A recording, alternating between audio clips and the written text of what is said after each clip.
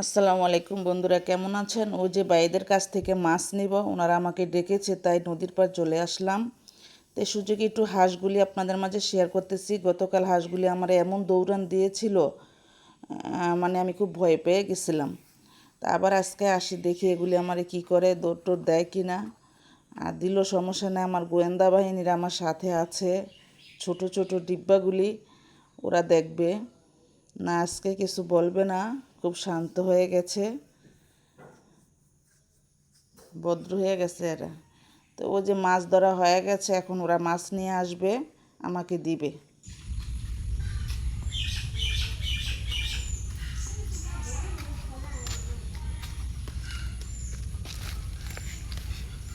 700 টাকা দাম, বেশি রে। যেহেতু ডাইলা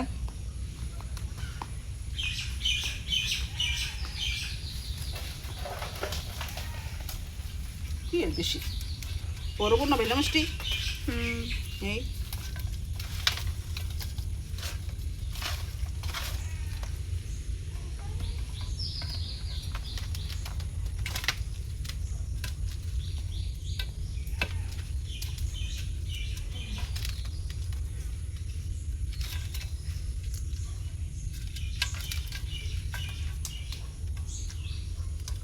এই কি মাছ আছে?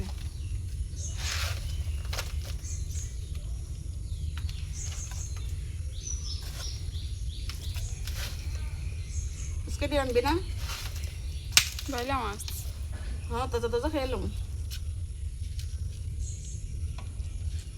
পুষাক দিয়ে ভালো লাগবে, নাহলে খালি কষে। হুম,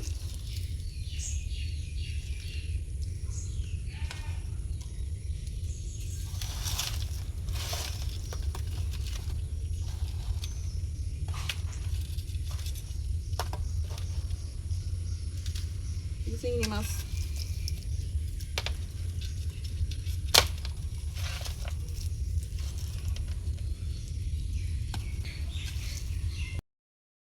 বন্ধুরা, মাছ কিনে সারতে পারি নাই, অমনি বৃষ্টি নেমে গেল, ঘরে চলে আসলাম। হয়তো রান্নার ভিডিওটা অন্যদিন শেয়ার করব, কারণ খাওয়াটা হয়তো শেয়ার করব, আর যদি পারি রান্নাটাও শেয়ার করতে চেষ্টা করব, কিন্তু আজকে আর পারবো না।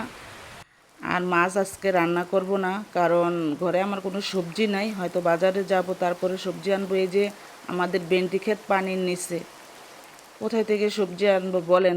ভেন্ডি ক্ষেত পানির নিচে, সবজি আনার মতো সুযোগ নাই।